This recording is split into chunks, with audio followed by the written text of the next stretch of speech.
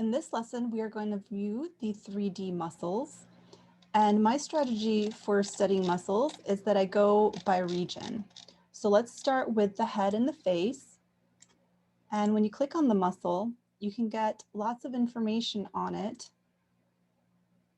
including its action and its innervation. Here we go. So we have the origin and insertion point, the innervation, and then the action. So this first muscle right here, a lot of them are named after the regions or bones next to them. So this is the occipitofrontalis, specifically the frontalis region. And then in the back here, we have the occipital region. So what that does right there, you can see, is it can help elevate the eyebrows. So draws the scalp upwards. Once I'm done with, with a muscle, I hide it. And that way, if you get through all of them, you'll basically have half of this model only showing its skeleton. So the next muscle I'm going to look at is actually under here, which is the temporalis. But right now there's a fascia above it. So let's get rid of the fascia. And then here we have the actual muscle. So that's covering the temporal bone, and it goes down to the jaw. And what it does is it allows the elevation of the mandible. So it's part of chewing. Speaking of chewing, this muscle right here is the masseter, also involved in chewing. And then right there, that's just the deep version of the masseter. In front of it, right here, we have a little muscle called the buccinator. While that does not actually elevate the jaw, what it does is it compresses the cheek inwards so that it does help with chewing. It pushes the food in towards the teeth. Now let's look at some of these muscles on the front of the face. They're going to have to do with facial expressions. This round muscle is orbicularis oculi, and what it does is when it squeezes closed, the eyes close. Similarly, you have another round muscle around the lips that's called orbicularis oris, and that allows you to close the mouth and to basically close the lips.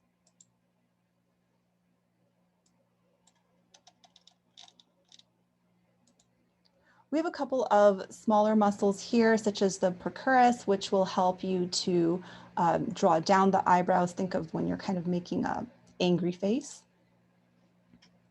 We have two muscles here that are zygomaticus, so zygomaticus minor.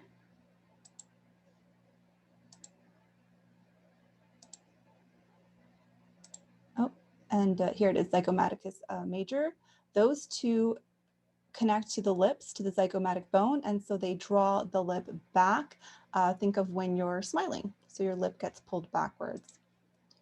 Another muscle that pulls the lip backwards is this guy. It's called risorius, but it draws it straight back, so not up and back, just a straight back. So it's more like a grim face. Then we have several other muscles here that draw the lips at angles. For example, this one, depressor anguli oris, will draw the lower lip downward, while the levator labii superioris will draw the lip upward. And then levator anguli oris, also slightly at an angle, only the corner of the mouth upward. And then a depressor labii is going to be to pull the lips down. Finally, the mentalis can actually help you with pursing the lips, the lower lip.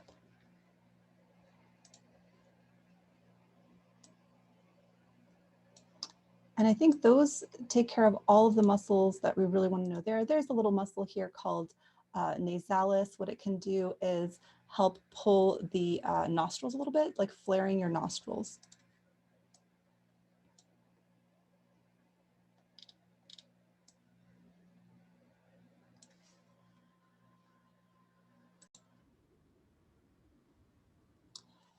Next, let's take a look at some of these neck muscles. So we have a large, very thin muscle here called the platysma. And what that does is it can help lower the skin of this neck. So think of when someone is stressed and they're clenching their jaw, you can kind of see this tension in the neck. That's what this muscle is doing. Below it is a very important muscle, very large, called the sternocleidomastoid. It is attached to that mastoid process of the temporal bone that we previously viewed, as well as the sternum and the clavicle. And the muscles on the left and the right side of the head, what they do is they allow you to move the head in several directions, including flexion towards the shoulder, as well as flexion forward. So basically drawing the chin down.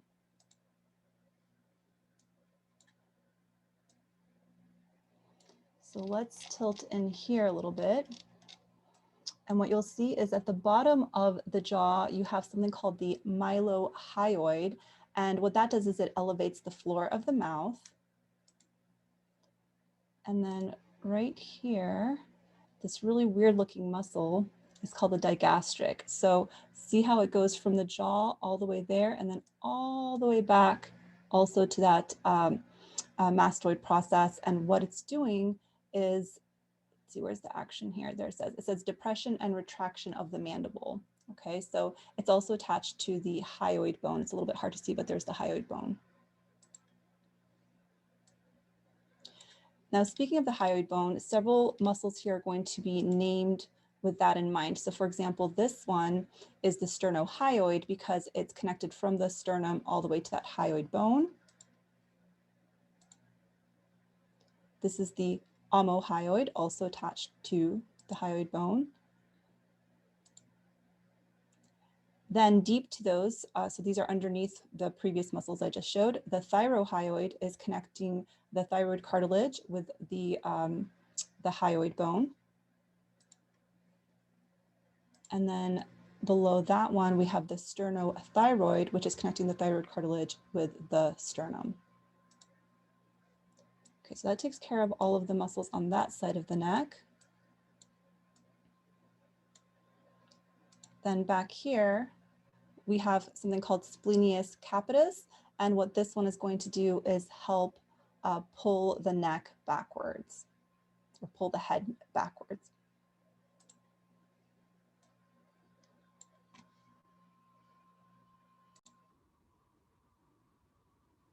After you're done with the head and the neck, the next place I like to move to is the front of the torso. So a very large muscle here that you're probably familiar with is the pectoralis major. And of course, that one, its action is to help move the arm. So it actually inserts into the humerus, and what it will do then is pull the arm forward. Below it, you have a smaller muscle called the pectoralis minor. And what that does is you can see it's attached to a couple of ribs here, as well as the scapula. So it helps with elevating the ribs and abduction of the scapula. This is just another portion of the pectoralis major. Here they kind of separated them into several subsections, but they would all be part of the pectoralis major. Then when we get to the abdominal region, so first what you want to do is look at this really large muscle called the external oblique. And what it's going to be doing is helping to flex the spine. So you're probably familiar with sit-ups, but when you're doing sit-ups and you're bending forward, that's called flexing the spine. So this is external oblique. And then deep to it, we have what's called the internal oblique. Notice that the fibers run in the opposite direction. So the external oblique ran kind of like in this direction, and internal oblique is running in the opposite direction. You can kind of see it actually goes all the way around. And then deep to both of those, finally, is something called the transversus abdominis. And this one, the fibers run horizontally. Okay, and its main job is just to help tense the abdominal wall and kind of keep all of the viscera, all of your organs in there. In front of them, a muscle that you're very familiar with probably is the rectus abdominis. This is where people get their six-pack from if they have a very prominent muscle. And what it does is it connects all the way from basically from this portion of the ribs all the way down to the pelvis right there, to the pubic bone. So it's very good at flexing the spine. And now you can see we kind of got rid of all the muscles in that region. So now what we'll do is let's go back up a little bit to look at this rib area. So there's some muscles right here connected to the rib. These are called the serratus anterior. And what they're going to do is they're also connected to the scapula. So they help with elevating the ribs as part of breathing, as well as potentially depressing the scapula. Then in between each rib, we actually have muscles here called intercostals. So the first group of intercostals, called the external intercostals, they help with elevating the ribs when you're breathing in. So they're going to pull the rib cage up and out, increasing that thoracic space. So that's for the external. And then deep to them, we have fibers that run in the opposite direction. Those are called the internal intercostals, and they have the opposite action, which is to depress the ribs, especially if you're doing something like forced exhalation.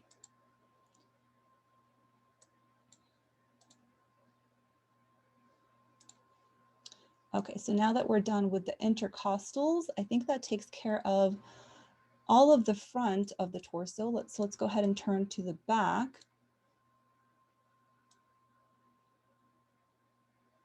And in the back, we have a really large muscle here called the trapezius. So notice it's connected to the head, to the scapula, as well as to vertebrae of the spine. So it's got a lot of different actions. It can help with flexing the neck backward. It can help with adduction of the scapula, and just there's several portions of it. It's a very, very large muscle. When we get rid of the trapezius, we see some muscles deep to it. So there's two here that are called rhomboid. So you have rhomboideus major and rhomboideus minor right there, which have basically the same action, which is that they're connected to the scapula and they can adduct the scapula. So they're pulling the scapula towards the spine. Think of when you're moving your arm backwards, the scapula can kind of poke outwards through in the skin. You can see that bump and it's moving towards the spinal column. So that's the rhomboid major and minor. We have the deltoid. The deltoid actually has three sections. It's one large muscle, but it has three subsections. It has this middle region, a posterior region, and an anterior region. So we'll talk about that more when we get to the arm. But I'm going to hide it real quick just to see what's underneath. So we looked at the scapula previously, and we saw that there were two fossas above and below the spine. And I mentioned to you that they're named after the muscles that are there. So the infraspinous and the supraspinous fossa are named after the muscles. So up here, we have what's called the supraspinatus. Down here, we have what's called the infraspinatus. And then here we have something called teres minor. And then on the opposite side, let's see if we can view it. You should be able to see subscapularis. It might be really hard to get in there though. There's subscapularis. So those four together actually make what's called the rotator cuff muscles, and they help you with rotation of your arm because they all pull on the humerus. Okay, so they're all attached to the scapula as well as the humerus. So that was supraspinatus, infraspinatus, subscapularis, and teres minor. We also have here something called teres major, and teres major is also attached to both the scapula and the humerus. What that one does is it helps with extension of the arm. So that's pulling the arm backward, as well as some adduction. You'll notice most of the muscles have more than one possible action. Okay, so moving further down here, another really, really large back muscle. This one is called latissimus dorsi. You can see it goes all the way down the back, and what it does is it connects to the humerus in the front. So what this one does is it is a very strong muscle for extension of the arm and for adduction of the arm. So basically bringing the arm down and backwards. They often call this the swimmer muscle because when you're swimming, you're moving your arm forward and then very strongly having to pull it backwards as you swim. So let's get rid of that one. So you may remember that we had a serratus anterior, and then in the back, we actually have two types of serratus posterior. We have serratus posterior superior up here, which is connected to the scapula. And then we have serratus posterior inferior down here, also connected to the ribs and to the vertebrae. So this helps with some depression of the ribs, while this one helps with elevation of the ribs. Okay, so we're almost done with the back. There are a couple of other muscles here. We don't really get into them in too much detail, but longissimus thoracis is one that helps with extension of the spine. So that's important because you had all those muscles in the front that flexed the spine, and you need to be able to extend the spine. So basically to stand back upright again. And this one does the same thing, extension of the spine.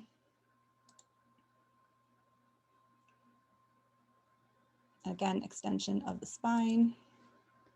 And I think that takes care of all of the large ones there.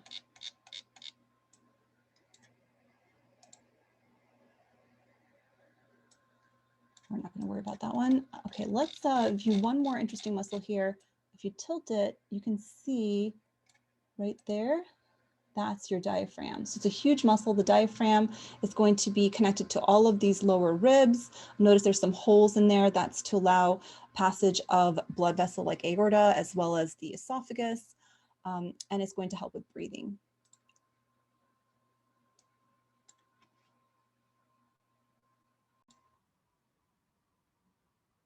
The next section we're going to look at is the anterior region of the thigh. So there's quite a few really large muscles here. You've probably heard of the quadriceps. So the quadriceps, there's 4 large muscles that help with extension at the knee. So basically when you're kicking, right? The middle one right here is called rectus femoris. And then on either side, you have vastus medialis on the medial section, then vastus lateralis on the lateral section. And finally, deep to the rectus femoris, we have this one called vastus intermedius. And so those 4 together make up your quadriceps.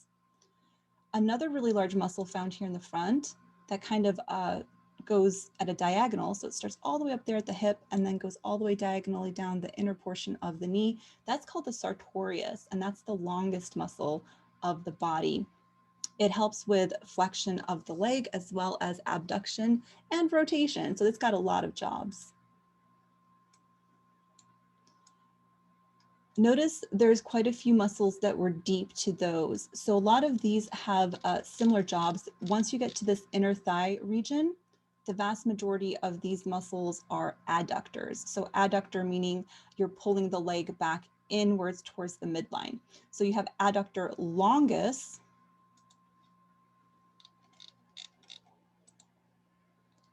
and adductor brevis, just named for their shapes. Then in the very, very inner portion of the thigh right here, you have something called gracilis, and it's quite a long muscle too, goes all the way down towards the knee. And then sort of deep to that and slightly behind it, this really large muscle adductor magnus, because it's the biggest one. Okay, so that takes care of all of our adductors. Some other really smaller muscles here include this guy, pectineus. So pectineus does help a little bit with the adduction as well as flexion of the thigh.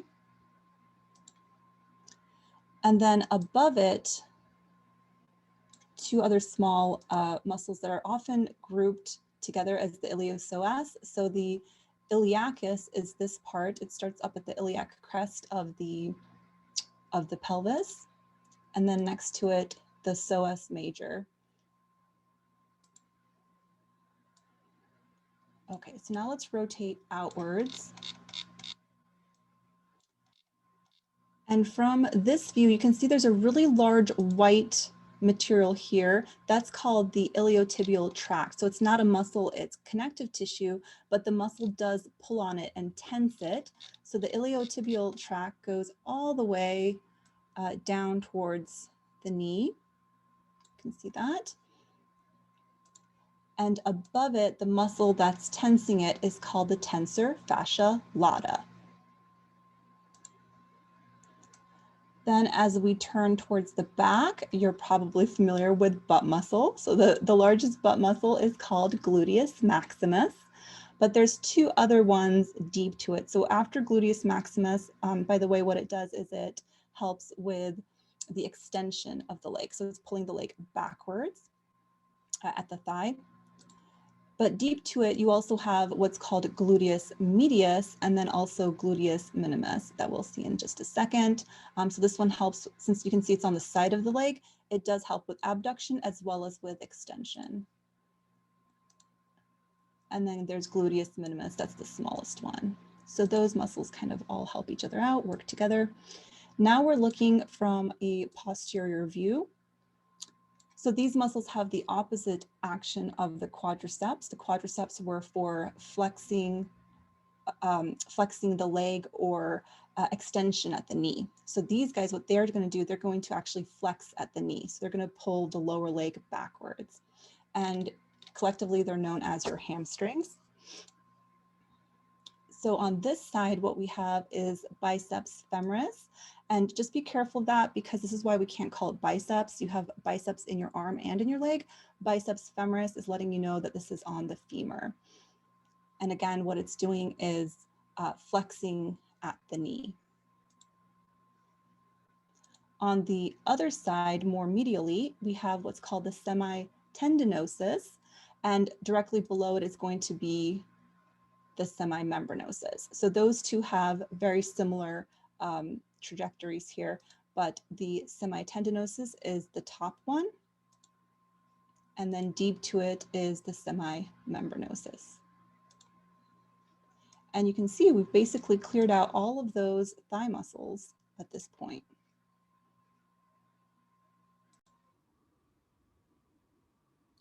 Continuing now with the lower leg, we'll start with the anterior view, and you can see the tibia is actually not completely covered by muscle. The muscle's kind of here, and then the tibia is exposed. One of the reasons why it hurts so much to get kicked in the shins is you don't really have much flesh protecting it. But the reason I'm pointing that out is because this muscle is easy to remember since it's called the tibialis anterior, directly in front of the tibia. And what it does is it's connected all the way down here with the foot, and it does dorsiflexion of the foot. So basically pulling the head of the foot. Okay, so hide that one. Then on the side, this guy is called fibularis longus, and it's going down along the side of the fibula, also touching the side of the foot and pulling outwards. So that's called eversion of the foot. Another name for this muscle, in addition to the fibularis, is peroneus. However, I think fibularis is easier to remember since it's by the fibula.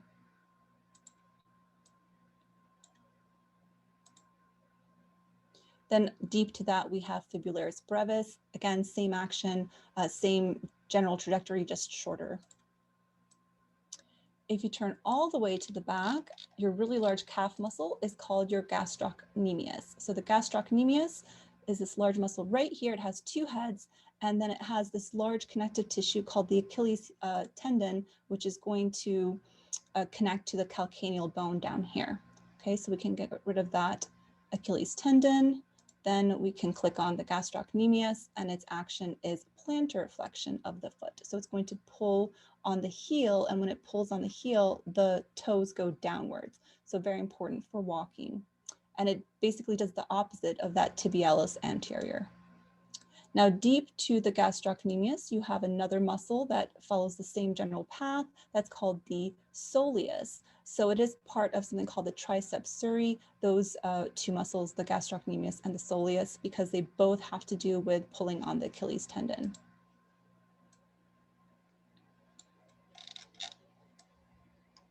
There are some other smaller muscles in here, but usually they're really hard to see because they're deep to everything else. But what they do is there's something called extensor digitorum longus. So you can kind of see what's going on here is it extends all the way to the toes. So it can help with something like flaring your toes. And then this one would be specifically for the big toe. So just the hallux, that's why it's called extensor hallux longus. And what's going there is some people have very good dexterity in their feet and they can basically control the big toe all on its own.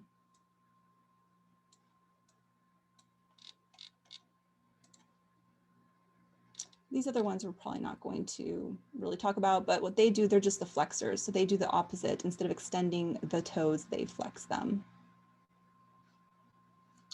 All right, so that takes care of the leg, the lower leg.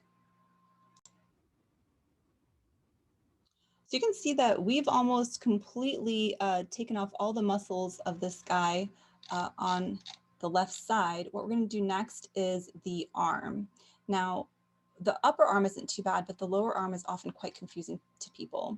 So I mentioned that we had several deltoids. It's one large deltoid muscle, but it had a anterior, posterior, and middle section. And so it has several actions. One of the biggest is that it lifts the arm, right? So abduction of the arm, as well as helping with the extension and flexion, depending on which part of the deltoid you're using. So that takes care of that large muscle right there. In the back, you have what's called your triceps. So here it's separated into several sections just because each head has its own part, but this is one part of the triceps.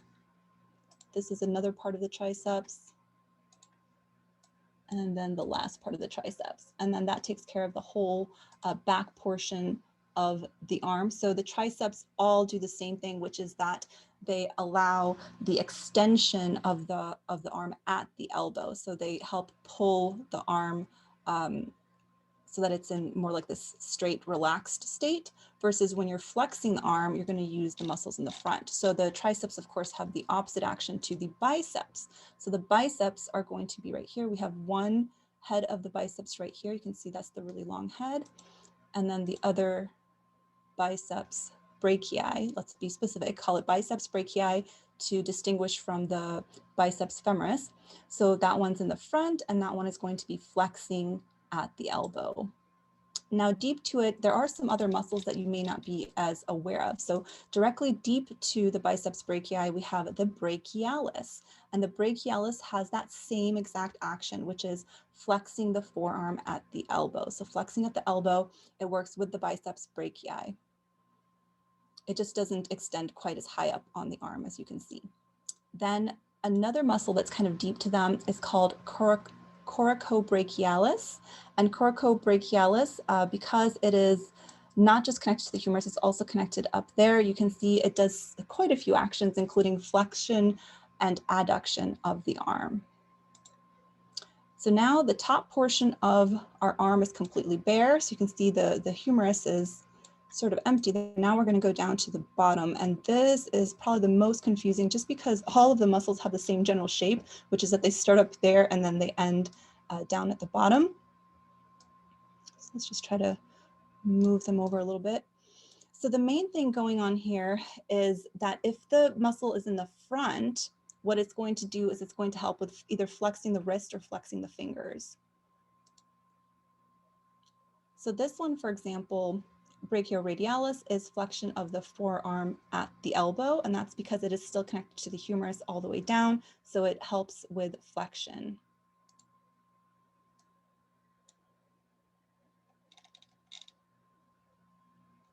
This one right here is called flexor carpi radialis. So what we mean by that is it's a flexor and it is connected all the way here. You can see to the radialis, the radial side, the radius side of the wrist, okay? So it's pulling on the wrist right there, allowing it to flex. In addition to that, it can help with abduction of the hand because it can pull it, kind of like when you're waving, you know, waving goodbye, you're able to flex the wrist that way or abduct it.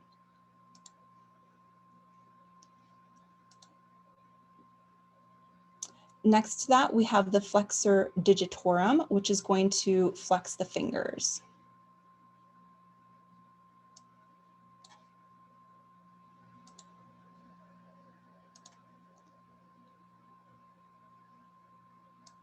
Let me see which other ones we have here.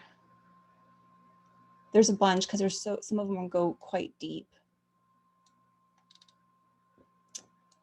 And pronator teres, okay, that's a good one to know. So notice that what this one does, you can see it's kind of diagonal. So it allows the movement of the forearm called pronation, right? Which is basically to twist and turn the arm so that your hand is facing downwards. That's called pronating. And it's going to have an opposite muscle called the supinator on the opposite side. So that's the pronator.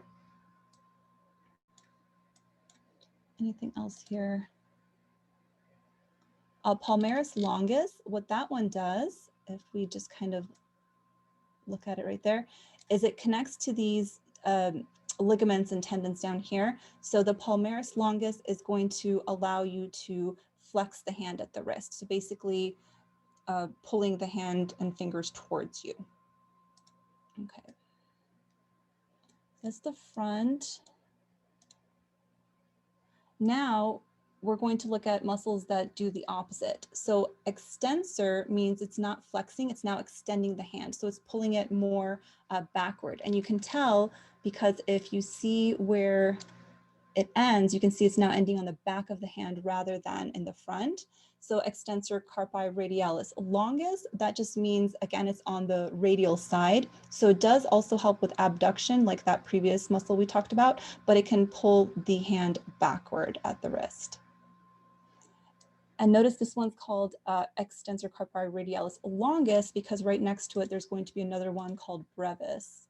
Okay, so extensor carpi radialis brevis, same action. Then next to both of those guys, we have the extensor digitorum. So this does the opposite. Before we were able to flex our hand and fingers, and this one will extend them. So flaring them backward. Then next to that one, we don't usually talk about this one too much, but the extensor digiti minimi, that just means it's for the little finger, which is why you can kind of poke your little pinky finger up while the other guys are down. And then this one is the extensor carpi ulnaris. So it's on the opposite side with the ulna side rather than the radius side, and it can therefore both extend at the wrist as well as adduct at the wrist. So that one with the one on the other side with the radius is how you wave your hand back and forth. Okay, so now let's see if we can find, now these ones are just some other really deep ones we don't usually talk about. There we go, there's our supinator. So the supinator does the opposite of the pronator teres. So what it does, it allows the motion of supination, which is when you twist your arms so that the palms are facing up. And I think that takes care of all of the large muscles here in the arm that I wanted to talk about. Oh, there's flexor carpi ulnaris. We forgot that one when we were looking at the front, but that one is a flexor. So you can tell because it will connect here on the front side, but also on the ulnar side. Therefore, it's flexing, but it can also adduct the hand. All right, and that wraps it up for all of the muscles that you need to know besides the eye. So maybe I can see if I can find the eye real quick. The last thing I'll talk about real quickly are the eye muscles. There are 6 eye muscles, and 4 of them are called rectus. Let's get rid of that guy right there, and let's see if we can find it. There you go. So the 4 rectus muscles are basically at the top, bottom, left, and right of the eye. So they are named for their position. You have superior rectus, inferior rectus, lateral rectus. So then, of course, for this eye, it would be on this side. It's the one on the lateral side of the eye. And then medial rectus. And then you have 2 more that are diagonal. So down here, we have what's called the inferior oblique that can turn the eye. And then at the top, we have what is called the superior oblique. And the superior oblique is really interesting because the way it works is it's connected there, and then it goes through this little bony loop right there called a trochlea, and then it goes backwards. So it's actually, let's see if it shows it here, but it is innervated by the trochlear nerve. And the way to remember that is that it's named after this little hook here that's kind of like a pulley system. That's the trochlea. Okay, and that wraps it up for muscles.